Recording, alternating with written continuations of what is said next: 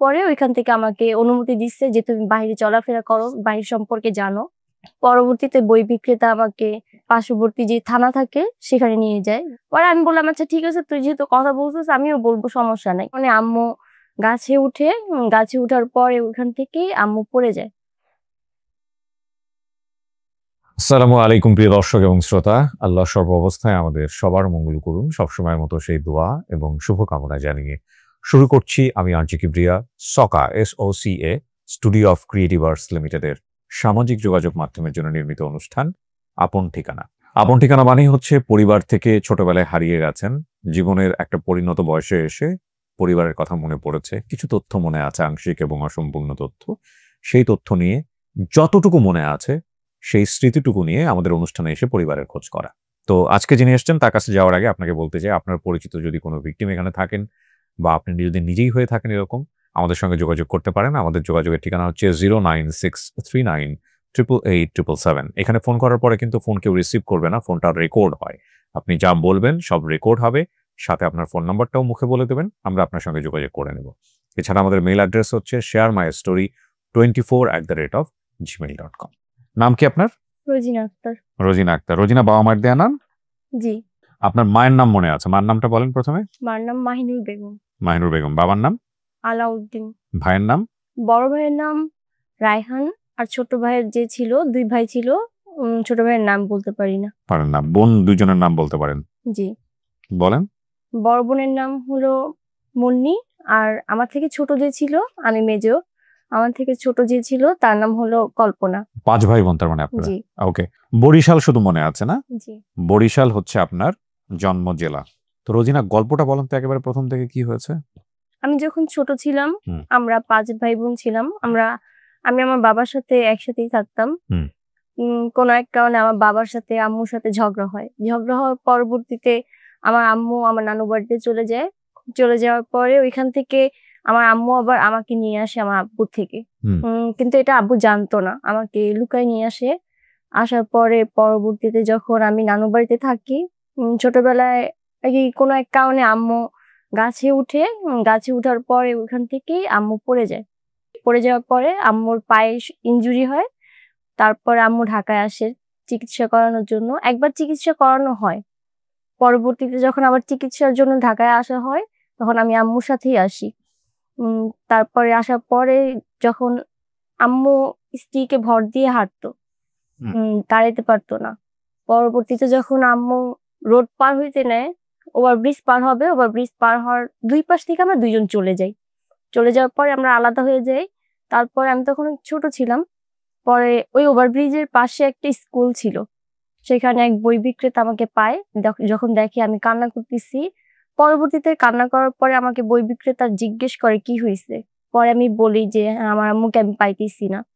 পরবর্তীতে বই বিক্রেতা আমাকে পার্শ্ববর্তী যে থানা থাকে সেখানে নিয়ে যায়। নিয়ে যাওয়ার পরে সেখান থেকে আমাকে দুপুর 3টার পরে হয়তো নিয়ে যায় মহিলা আইনজীবী সমিতিতে নিয়ে যাওয়ার পরে ওইখানে আমাকে কিছু। তারপর আপনি ঢাকা থেকে হারাইছেন?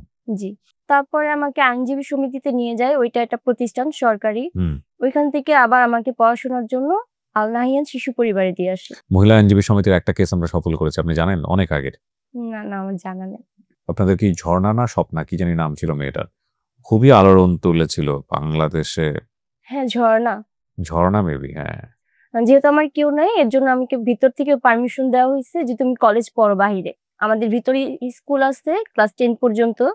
পরীক্ষা দেওয়ার পরে ওইখান থেকে আমাকে অনুমতি দিচ্ছে যে তুমি বাইরে চলাফেরা করো, বাহির সম্পর্কে জানো। তার জন্য আমাকে বাইরে পড়াশোনার জন্য বাইরে দেয়। সো আপনি পড়াশোনা করছেন কোথায় এখন? মানে কোথায় বলতে আপনি কিসে পড়ছেন? আমি ইন্টার সেকেন্ড ইয়ার ফাইনাল দিলাম। আপনাকে অনুমতি দেয় প্রতিষ্ঠান থেকে বাইরে মুভ করার জন্য? ইন্টার সেকেন্ড ইয়ার ফাইনাল, মাশাআল্লাহ। এমনি আপনাদের কি কোনো কাজ শেখানো হয়েছে? হ্যাঁ, আমাকে সেলাই প্রশিক্ষণ দেওয়া হয়েছে। তারপরে কম্পিউটার হাফ শিখছি, আমি সময়ের জন্য শিখতে পারিনি, আমার পরীক্ষা ছিল। কিন্তু এমনি কম্পিউটার শিখতেছি পাশাপাশি। গ্রেট। এই অনুষ্ঠানের খোঁজ পেলেন কিভাবে? আমার একটা ফ্রেন্ড আছে, আমি কলেজে পড়ার সময় আমার কিছু ফ্রেন্ড হয়, তারপরে যাদের সাথে আমি ক্লোজ ফ্রেন্ড হই, সে একজন বলে যে এরকম একটা অ্যাপ আছে, এখানে কথা বলে দেখ। পরে আমি বলছি আচ্ছা ঠিক আছে আমি বলবো। অ্যাপ তো না অনুষ্ঠান আসলে হ্যাঁ, সামাজিক এইটা স্টোরিও আছে। পরে আমি বলছি আচ্ছা ঠিক আছে কথা বলবো। পরবর্তীতে আমাকে না জেনে ও এইটার সাথে আরকি আপনাদের সাথে কথা বলে। ওকে কথা বলার পরে আমাকে জানায় যে আমি কথা বলছি, এবার তুই কথা বল। পরে আমি বললাম আচ্ছা ঠিক আছে তুই যেহেতু কথা বলছিস আমিও বলবো সমস্যা নাই। পরবর্তীতে অনেক জোর করে যে এখনই কথা বল, এইটা সেটা মানে আপনার ইচ্ছা আছে তো নাকি আপনাকে জোর করে পাঠাইছে? হ্যাঁ, না আরকি ১ম এ আমি আগ্রহ দেইনি। প্রথমে কারণ আমি আগ্রহ। ভাবতাম না যে আমি কখনো পাবো বা এরকম কিছু আমরা নিজেরাও এখনো ভাবছি না, বাট অনেকেই পেয়েছে। দেখা যাক আল্লাহ যদি আপনার কপালে লিখে রেখে থাকে জি, আপনি পাবেন। ইনশাআল্লাহ। আপনি যে কথাগুলো এখানে লিখে নিয়ে এসেছেন আমি একটু পড়ে শোনাই। আমার নাম রোজিন, আমার বর্তমান বয়স 18 থেকে 19। আমার বাবার নাম আলাউদ্দিন, আমার মায়ের নাম মাহিনুর। আমরা ৩ বোন ২ ভাই। আমার বড় ভাইয়ের নাম রায়হান, আমার বড় বোনের নাম মুন্নি, ছোট বোনের নাম কল্পনা। আমি ৪র্থ নাম্বারে। আমার দেশের বাড়ি বরিশাল। আমার মা আর বাবা কোনো এক কারণে আলাদা থাকতেন। ঝগড়াটা সম্ভবত আমার ছোট বোনকে নিয়ে হয়েছিল, কারণ আমার বাবা আমার ছোট বোনকে পালক দিয়ে দেন। তাই আমি আমার মায়ের সাথে নানু বাড়িতে থাকতাম। নানু বাড়িতে আমি আর আমার মা সহ নানু ও মামা থাকতাম। আমার আম্মু গাছ থেকে পড়ে পায়ে ব্যথা পান, পরে চিকিৎসার জন্য ঢাকায় আসি। আমি আর মা তখন ২০০৭-৮ সাল ছিল। আমার বয়স ছিল ৪ থেকে ৫। চিকিৎসা করানোর শেষে ঢাকার রাস্তায় ওভারব্রিজ পার হওয়ার সময় আমি আমার মা থেকে আলাদা হয়ে যাই। আমি হারিয়ে যাওয়ার পর রাস্তার এক বই বিক্রেতা আমাকে পাশেরও এক থানায় নিয়ে যায়। আচ্ছা, তো এখন কথা হলো যে এই যে আপনি মার সাথে ঢাকায় আসছিলেন, এটা কিভাবে আসছিলেন এটা কি মনে আছে? লঞ্চে এসেছিলাম। লঞ্চে আসছিলেন। কতক্ষণ লাগছিল আসতে? একদিন তো বরিশাল থেকেই আসছেন? জি। আপনাদের সাথে আর কে আসছিল? আমি আর আমার আম্মুই আসছি। এই ভাঙা পা নিয়ে? জি। ওকে। তাহলে মায়ের মনে কেমন লাগছে? ঢাকাতে এসে পা তো ঠিক হলো কিনা জানি না আমরা, কিন্তু সন্তানটা হারাইলো। মার চেহারা মনে আছে? কিছুটা আরকি স্পষ্টটা। এমনিতেই পরিবারকে মিস করেন? হ্যাঁ, করি। এই জীবনটা কেমন আসলে বলেন তো, পরিবার ছাড়া যখন থাকেন? হ্যাঁ, পরিবার ছাড়া সবসময় অতটা খারাপ লাগে না। বাট যখন আমাদের হোস্টেলে মাসের শেষ শুক্রবার আসে, তখন আমাদের হোস্টেলে সবার গার্ডিয়ান আসে। তখন কিছুটা খারাপ লাগে। হোস্টেলে তো আপনার মতো লোকও আছে, আপনার মতো ছেলেমেয়েরাও আছে। আরো ২ জন আছে। একজনের বিয়ে হবে কয়েকদিন পরে। আর আরেকজন আছে। সেই অর্থে আপনি লাকি যে আপনি আপনার মতো সহযাত্রী পেয়েছেন। জি। দুঃখটা শেয়ার করা যায়। কিন্তু অনেকেই আছে যারা এই সুযোগটা পায় না। হ্যাঁ? একটা পরিবারে বড় হয়, অনেক আইসোলেটেড হয়ে অনেক বড় হয় অনেক সময়। আবার অনেকেই অনেক বেটার অপরচুনিটি পেয়েও সেটা কাজে লাগাতে পারে না। একটা মেন্টাল ট্রমা হয়ে যায়। এবং আপনি খুব লাকি যে আপনি পড়াশোনার সুযোগ পাচ্ছেন। কিসে পড়ছেন? Science, arts or commerce? Commerce. Commerce. Very good. ক্যারিয়ারের দিকে ফোকাস রাখেন। আমরা চেষ্টা করব ইনশাআল্লাহ।